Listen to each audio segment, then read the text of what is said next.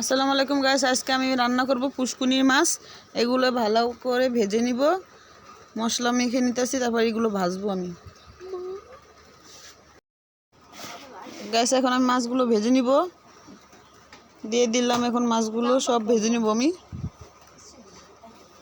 এগুলো হলো পুষ্কুনির কই মাছ, সব পদের মাছই এখানে আছে, মিলেনো।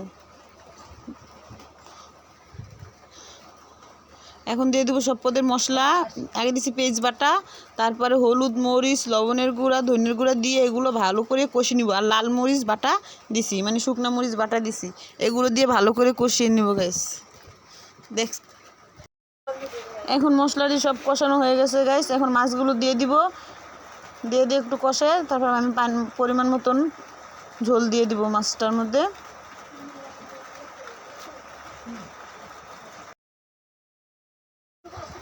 এখন মাছের ঝোল দিয়ে দিতেছি গাইস। অল্প পানি দেবো, বেশি দিব না, একটু কষা কষাইতে রান্নাবো, অল্প ঝোল দিয়ে দিব। এখন ঝোল দিয়ে দিলাম।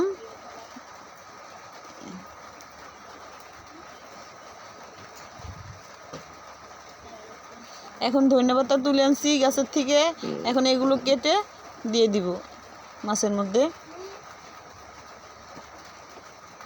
গাছের থেকে ছিঁড়ে আনছি, অনেক সুন্দর গ্রান। বৃষ্টির পানি পাইয়া ধন্যবাদটা সব তাজা হয়ে গেছে।